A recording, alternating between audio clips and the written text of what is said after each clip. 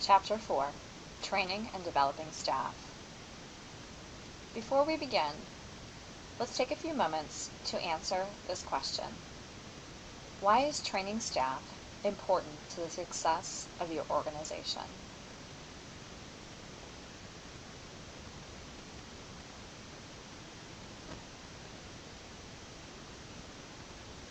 After taking a few moments to think about why training staff is important to the success of the organization, let's consider some positive and negative aspects to inadequate or a lack of training.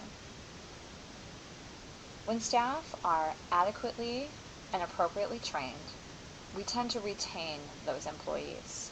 And when we retain the employees, we know we're able to retain members. An employee who has been adequately and appropriately trained tends to be more loyal to the employer, and they feel more competent in their work. Now, on the other side, without adequate training, there could be potential liability for mistakes, and this could be costly to the organization.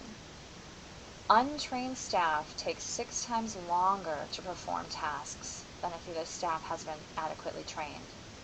Subsequently, coworkers may spend extra time helping with routine tasks.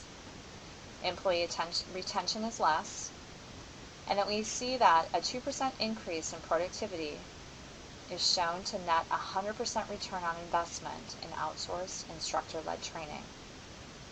And another interesting note is an employee earning $50,000 a year, wasting 1 hour a day, costs the organization $6,250 a year.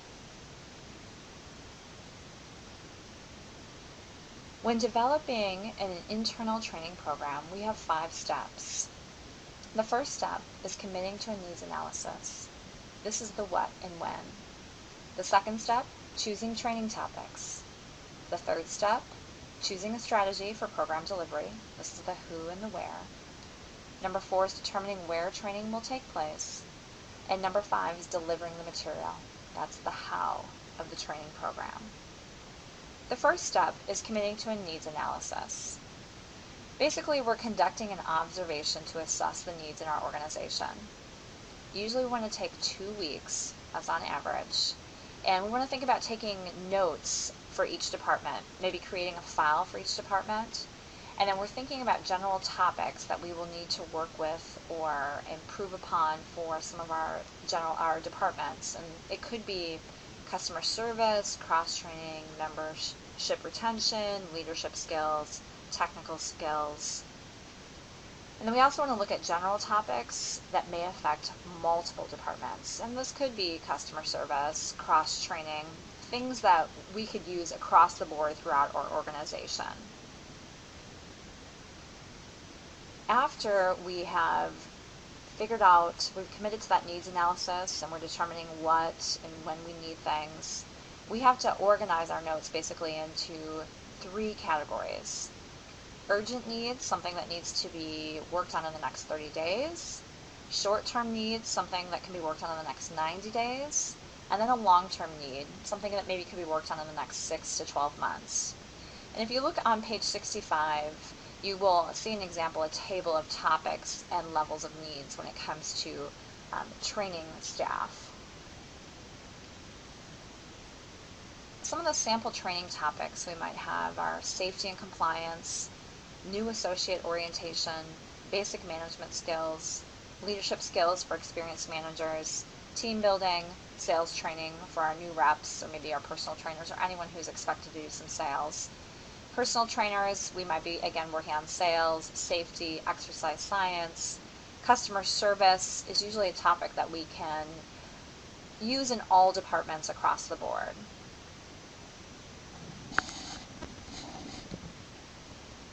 Now that we've determined what our needs are, we need to choose a strategy. We need to decide the who and the where. We have to determine who's going to provide this training. It could be an internal resource, a video, an online training. It could be an external resource, a consultant, a coach, workshop, seminar. And then we need to determine where the training will take place. It could be at the location of our organization. It could be off-site. It could be a staff retreat facility. And we do have to consider the cost and maybe make or arrange a possible trade out. This is something where maybe we offer free memberships or public speaking for meeting space or for food for our particular training or anything we might need for our particular training. Sometimes it's best to take these trainings off-site simply because people are able to focus a little bit more than to have a training, especially when it's something such as working on management skills, leadership skills, or team building. It might be easier to do that at an off-site location than at the location of the organization.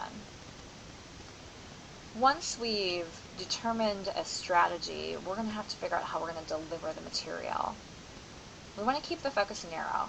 Focus on specific skills instead of a broad concept. We also want to begin with the end in mind. So what specific skills should the group acquire? How will their knowledge be apparent? And what will be present after the training that's not present down? Break it down. Virtually any skill can be broken down into steps of important concepts. Usually there's at least 5 steps when you're breaking it down. Page 69 has an example of a difficult member and dealing with that. And we want to bring the training material to life. So good material and teaching method. Page 70 had a little bit of tips on that. When we think about bringing training material to life, the book talks about a few things, such as never starting with a joke, practice. So you want to practice your delivery method and what you're going to present. And use the word excited instead of nervous. You want to have positive thoughts and actions when you're delivering your material. You want to do something positive beforehand to get you into that framework. You want to focus on the material. You want to ignore insignificant distractions. And it talks about planning each moment. Sometimes you can't. And the big one is starting on time, ending on time, every time. And we're trying to bring this material to life, so we want to think about how we would use it. I use this all the time in training my clients, as well as leading group exercise classes. I do sometimes start with a joke, because it just lightens the mood, but we have to stay away from things that are considered inappropriate, politically charged. Maybe it's a joke that they've heard before. Sometimes they'll laugh, sometimes they won't. But practice makes perfect as well in the group exercise in the training world. You need to practice what you're going to be bringing to your clients, to the participants. And we always try to stay positive. Always, always, always. If you don't believe you can do it, you don't think you can be successful at it, it's really hard to be successful at it. And we really focus in on the material. You have to learn to ignore the insignificant distractions. People are going to sneeze, they're going to cough, they're going to do something that could distract you real easily. You have to try not to giggle on some of those things. And it happens in all the classes. And sometimes people get so fixated on you as the trainer or the instructor that you rub their nose, they rub their nose. Again, it's hard to plan each moment, but I always try to start and end on time. People's time, they're very valuable. So think about this, how you could use it with the clients, or if you're teaching group exercise. It's very practical, this delivering the material techniques. The next piece it talks about is interactive exercises for material. This is what we're trying to do here in our class as well.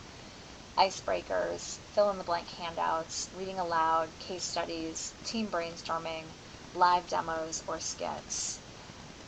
Once the training steps have been outlined, it's time to come up with that teaching method for each step. And you can use a variety of methods for all the steps. We've done icebreakers in our class, getting to know each other. That's also how we've broken into groups. We want to work together as a team. The fitness industry is working together as a team. So any opportunity that we have to do that was just going to reinforce that skill. And then the next piece is really creating accountability. We want to create elements that test the effectiveness of the training and provide information or data to help justify the training expenditures in the future. So ways we can do this, we could do it via testing. This is what you often have in the classroom. Role playing, doing a written follow-up. We had to do a written follow-up on our site visit. Impromptu testing. We can also do it via financial tracking. So if the same line item before and after training, so if we were spending so much money in, member retention? Has that improved after the training? Those types of things for the financial tracking. Impromptu testing is really where the manager might just ask in conversation about things to see if the person was able to process the things that they learned. Oftentimes after a conference in the professional world, you'll end up having to do a written follow-up. Again, our site visit was an example of this. So if you're thinking about it, the steps that we've had so far is we have written a job description, we have come up with interview questions, now we have a new hire. Do you feel you could train your new hire in the position? So based on what was presented, could you prepare a training program for the new hire? So we had 5 different positions that we were looking at. Could you plan a training program for the person that you have just hired? I have hired a variety of positions. And when I think about training, yes, we do train the different positions differently, but we also have some elements that could be used for any position.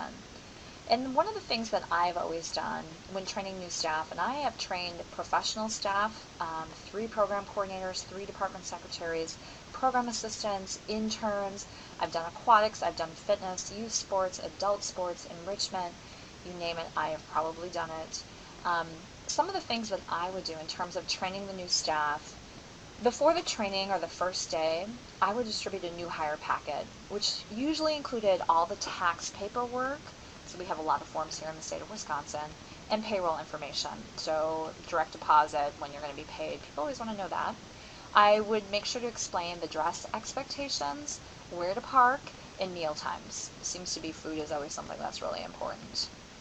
The first day of training would often include, or the first day or the training, getting keys, getting the uniform, a name tag if that's appropriate, the timesheet procedure. Again, people want to know how they're going to get paid and when. Locker if that's appropriate. I do explain payroll, insurance paperwork as appropriate. I review the work schedule and expectations for holidays. And then in a lot of the training, when I have my big groups, when I have all the aquatic staff come together at the beginning of the season, or I have all the youth sports staff come together at the beginning of the season, we start with get to know you activities, icebreakers. We give an overview of the organization. So we talked about that organizational chart, not necessarily trying to say who's the boss and who's the most important here, but so that people understand how the organization is all connected, how the different departments work together, how the different roles work together. I always go over the policies, the procedures, the expectations for the different positions. We want to give an overview of the position. Again, that's what that job description is for. What's the overview of the position? Always go over emergency procedures. Always, always, always. You just never know when that may arise. It's really important to go over how to use the equipment. Even if they are a trainer or a group exercise instructor, maybe in their training they never learned how to use a particular piece of equipment. Maybe their last gym didn't have that piece of equipment. So go over how to use the equipment. Give them a tour of the facility so they know where things are located. Introduce them to other staff so that they feel welcome and a part of it. I might suggest doing some shadowing, doing some things together so people can see how the culture is in your facility. And then I always included an acknowledgement of training, or say a receipt of the employee handbook or the manual. So they signed off saying that yes, they have read that, yes, they went through the training, they are familiar with these pieces. That's really important, especially if you end up having some problems down the road and they say, well, but you never told me that, I wasn't aware of that. You did sign off on that acknowledgement saying you read the manual, you are aware of our policies and procedures. So I always included that with my training as well. So your step now is to develop your training program for that position, that new hire. In your group, you're going to make a training agenda or a strategy for training your particular position. It doesn't have to be in great detail, but what are the things that we're going to include in training this new staff person? What are the important pieces we need to make sure? In what order do we want to deliver those pieces? The time is yours. Work together as your group.